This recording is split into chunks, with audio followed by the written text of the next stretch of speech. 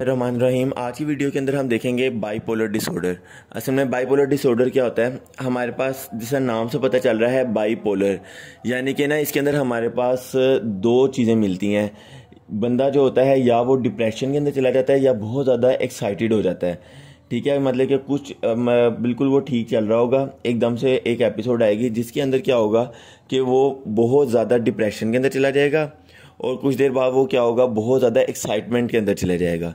तो हम bipolar disorder को डिफाइन ऐसे करते हैं कि episodic disturbance with an interspersed period of depression and elevated mood. Episodic disturbance है ये, जिसके अंदर हमारे पास कभी डिप्रेशन आ जाता है, कभी एलिवेटेड मूड आ जाता है। So episodic disturbance with an interspersed period of depression and elevated mood. अब एलिवेटेड मूड हमारे पास दो तरह का होता है, एक हमारे पास होता है हाइपोमेनिया और एक हमारे पास होता है मेनिया।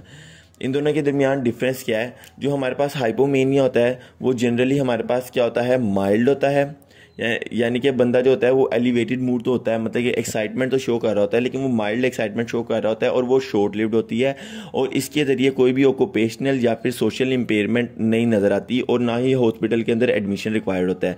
लेकिन जो मेनिया है उसके अंदर इसी का सारा उल्ट हो जाता है। जिस तरह हाइपोमेनिया हमारे पास माइल्ड था, तो ये हमारे पास क्या है, सीवियर है। इसके अलावा वो हाइपोमेनिया हमारे पास शॉर्ट लिव्ड था, लेकिन मेनिया हमारे पास क्रोनिक है।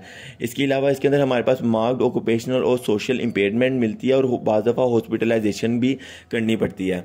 अब बाईपोलर हमारे पास डिसऑर्डर्स जो होते हैं वो दो कैटेगरी के अंदर आ जाते हैं, एक होता है बाईपोलर 1 और एक होता है बाईपोलर 2। इनको याद रखने का आसान तरीका ये है कि जो बाईपोलर 1 है उसके अंदर हमें मेनिया मिल रहा होता है और बाईपोलर 2 के अंदर हमें मेनिया नहीं मिल रहा होता। तो बाईपोलर 1 जो इन्होंने यहाँ पे डिफाइन किया हुआ है वो ये होता है कि मैनिक एपिसोड होती है, यानी कि हमें बाईपोलर 1 में मेनिया मिलेगा। Manic episode plus episode of hypomania and major depression. जाके बाईपोलर 2 के अंदर बात की जाए तो हाइपोमेनिया और मेजर डिप्रेशन मिलेगा, साथ मेनिया हमें नहीं मिलेगा, नो मेनिया। तो ये हमारे पास बाईपोलर 1 और बाईपोलर 2 डिसऑर्डर हो गए। अगर इसकी डेमोग्राफी की बात की जाए तो हमारे पास बाईपोलर डिसऑर्डर आदमी और औरतों दोनों के अंदर बराबर होता है, both equal in both men and women and onset is usually in 20s। अब नेक्स्ट हमारे पास आ जाती है पैथोजेनेसिस। जहाँ तक पैथोजेनेसिस की बात है वहाँ से इंपॉर्टेंट बात यह है कि एक एमसीक्यूज आता होता है कि which one of the following in psychotic disorder is strongly heritable. तो हमारे पास जो बाईपोलर डिसऑर्डर है वो स्ट्रॉन्गली हेरिटेबल है, 70% तक ये हेरिटेबल है, यानी कि फर्स्ट लाइन जो कजन्स होंगे उनके अंदर भी हमारे पास बाईपोलर डिसऑर्डर पाया जाएगा, पेरेंट्स के आगे जेनेटिक ये जाएगा, ये स्ट्रॉन्गली हेरिटेबल है। इसके अलावा कुछ और रिस्क फैक्टर्स की अगर बात की जाए तो फिजिकल इलनेस हो गया, इसके अलावा स्लीप डेप्रीवेशन, मेडिकेशन या हाई सोशियो इकोनॉमिक स्टेटस, इन सारों की वजह से हमारे पास बाईपोलर डिसऑर्डर डेवलप हो सकता है। जब डायग्नोसिस की बात की जाए तो डायग्नोसिस के अंदर इंपॉर्टेंट बात यह है कि डायग्नोस तब हम करते हैं जब हमें सिम्टम्स ऑफ एलिवेटेड मूड मिल रहे हों। क्या मिल रहे हों, मतलब कि एक बंदे को मिल रहे हों एलिवेटेड के, बहुत ज़्यादा एक्साइटेड रहता है, बहुत ज़्यादा खुश, बहुत ज़्यादा ही एक्साइटेड रहता है, जिस तो आप लोग ओवर एक्टिंग इस तरह कह सकते हैं ना। तो ये है कि symptoms of elevated mood for at least 1 week with impairment of daily level of functioning with greater than और 3 of the following dig fast. अच्छा, मैं आपको बताता हूँ इसका क्या मतलब है। एलिवेटेड मूड रहा है उसका, लेकिन ये नहीं है कि कोई बंदा जो है वो एलिवेटेड मूड में आया तो आप लोगों ने उसको बाईपोलर डिसऑर्डर कहना स्टार्ट कर दिया, नहीं। आप लोगों ने वो चेक करना है कि हाँ ऐसा एलिवेटेड मूड एक हफ्ते से ज़्यादा रह रहा है या नहीं। अगर वो एक हफ्ते से ज़्यादा रह रहा है और साथ साथ इसकी वजह से उसके सोशल एक्टिविटीज़ जो हैं या फिर डेली लाइफ एक्टिविटीज़ जो हैं उसके अंदर इम्पेयरमेंट आ रही है, ठीक है, ये दो चीज़ें मिल गई। साथ हमारे पास ना ग्रेटर देन और equal to 3 of the following dig fast. Dig fast से मुराद क्या होता है, डी से मुराद होता है डिस्ट्रैक्टिबिलिटी, यानी कि वो एक चीज़ के ऊपर कभी भी फोकस नहीं कर पाता। आई से मुराद होता है,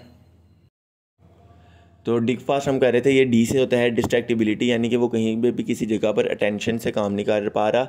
आई से होता है इरिस्पॉन्सिबिलिटी, जी से होता है ग्रैंडियो। इरिस्पॉन्सिबिलिटी का मतलब तो आप लोगों को पता है कि इरिस्पॉन्सिबल है, अपने काम रिस्पॉन्सिबिलिटी से नहीं करता। ग्रैंडियोसिटी यानी कि बहुत ज़्यादा खुश रहने वाला और बहुत ज़्यादा अपने ऊपर प्राउड करने वाला। और इसके अलावा फिर एफ से है फ्लाइट ऑफ आइडियाज़। ए से बनता है activity increased libido. Sleep is decreased, कम हो जाती है और बहुत ज़्यादा बोलता है। Talkativeness with pressured speech. और लास्ट पर फिर ये हमारे पास डिग फास्ट कंप्लीट हो गया। उसके बाद एक और इम्पोर्टेंट बात जो डायग्नोसिस में बताने वाली ये है वो है शिज़ोअफेक्टिव डिसऑर्डर। अगर हमारे पास बाइपोलर डिसऑर्डर और शिज़ोफ्रेनिया ये दोनों सिम्टम्स इक्वली एक पर्सन के अंदर मिल रहे हों, क्योंकि हमें पता है शिज़ोफ्रेनिया के अंदर हमें क्या मिलता है, हेलुसिनेशंस मिलती हैं, डिल्यूजन्स मिलती है और लैक ऑफ इंसाइट मिलती है। ये चीज़ें हमारे पास मिल रही हों, प्लस साथ ही साथ क्या हो रहा हो कि उसको ये बाइपोलर डिसऑर्डर भी हो, यानी कि डिप्रेशन साथ मिल रहा हो या फिर मैनिक एपिसोड, ये दोनों चीज़ें अगर मतलब कि बाइपोलर डिसऑर्डर और शिज़ोफ्रेनिया इक्वल सिम्टम्स एक पर्सन के अंदर एग्जिस्ट करते हैं तो उसको हम बोलते हैं शिज़ोअफेक्टिव डिसऑर्डर। नेक्स्ट हम डिस्कस करते हैं इसकी मैनेजमेंट के अंदर। हमने सबसे पहले आप लोगों को पता है कि बाइपोलर डिसऑर्डर के अंदर हमारे पास डिप्रेशन भी होता है और मेनिया भी होता है। डिप्रेशन के लिए आप लोगों ने एंटी डिप्रेसेंट्स देने हैं, साथ मूड स्टेबलाइजर लाजमन देने हैं, और मैनिक सिम्टम्स जो होते हैं उसके अंदर भी आप लोगों ने क्या करना है, एंटीसाइकोटिक्स देने हैं और साथ मूड स्टेबलाइजर देने हैं। अब जो मेनली ड्रग्स हमारे पास बाइपोलर डिसऑर्डर्स के अंदर यूज़ होते हैं वो मैंने यहाँ पर लिस्ट कर दी हैं। वो हमारे पास है लिथियम कार्बोनेट। लिथियम कार्बोनेट को हम आगे डिटेल में डिस्कस करेंगे क्योंकि ये ड्रग ऑफ चॉइस है। नेक्स्ट हमारे पास आ जाता है सोडियम वेल्पोरेट। सोडियम वेल्पोरेट हम फर्स्ट ट्राइमेस्टर और प्रेगनेंसी के अंदर नहीं देते क्योंकि इसका टेराटोजेनिक इफेक्ट होता है। Similar for the lithium carbonate. Lithium carbonate भी हम फर्स्ट ट्राइमेस्टर ऑफ प्रेगनेंसी के अंदर नहीं दे सकते टेराटोजेनिक इफेक्ट की वजह से। और इसके अलावा हमारे पास 3 और ड्रग्स हैं जिसका नाम है लेमोट्रिगीन, ओलेंजापिन एंड द रिस्पेरिडोन। अब हमने बोला था कि लिथियम कार्बोनेट क्योंकि ड्रग ऑफ चॉइस हम उसको अलग से डिस्कस करेंगे। पहली बात यह कि हम लिथियम कार्बोनेट को हम एक और ड्रग के साथ मिलाकर, यानी कि ट्राईसाइक्लिक एंटी डिप्रेसेंट के साथ मिलाकर देते हैं उन लोगों के अंदर जिनके अंदर जो डिप्रेशन है वो रेजिस्टेंट है। यानी कि हम डिप्रेशन के ट्रीटमेंट के लिए एंटी डिप्रेसेंट्स देते हैं, ट्राईसाइक्लिक एंटी डिप्रेसेंट्स, लेकिन वो उससे ठीक नहीं हो रहा, वो रेजिस्टेंट है, तो हम फिर उसके अंदर एक और ड्रग ऐड कर देते हैं जिसका नाम है सोडियम वेल्प्रोएट। खैर बाइपोलर डिसऑर्डर के अंदर तो सोडियम वेल्प्रोएट वैसे ही ड्रग ऑफ चॉइस होता है। इसके अलावा एक इंपॉर्टेंट बात जो लिथियम कार्बोनेट के बारे में है वो ये है कि लिथियम कार्बोनेट की ना थेरेपेटिक विंडो बहुत नैरो होती है, मतलब कि 0.5 से लेके 1 मिलीमोल पर लीटर तक इसको मेंटेन रहना चाहिए।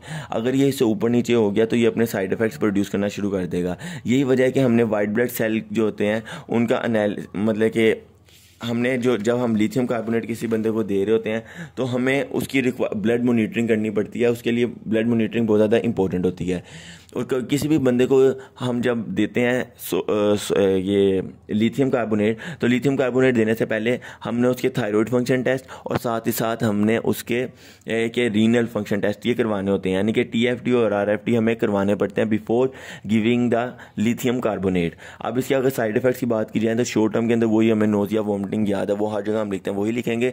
प्लस ये है कि ये क्योंकि हमारे पास ये लिथियम कार्बोनेट हम दे रहे हैं इसकी वजह से हमारे पास कन्वर्जन्स हो सकती हैं, सीयर्स डेवलप हो सकते हैं और वेट गेन हो सकता है, ट्रेमर्स आ सकते हैं। अगर लॉन्ग टर्म की बात की जाए तो वेट गेन आप लोग किस तरीके से आ सकते हैं, एक हाइपोथायरॉइड जिसके अंदर मेटाबॉलिज्म लो होता है वही वेट गेन की तरफ जाता है। तो लॉन्ग टर्म में आप लोग जब वेट गेन लिखेंगे वहीं से आप लोगों को हाइपोथायरॉइडिज्म याद आ जाएगा।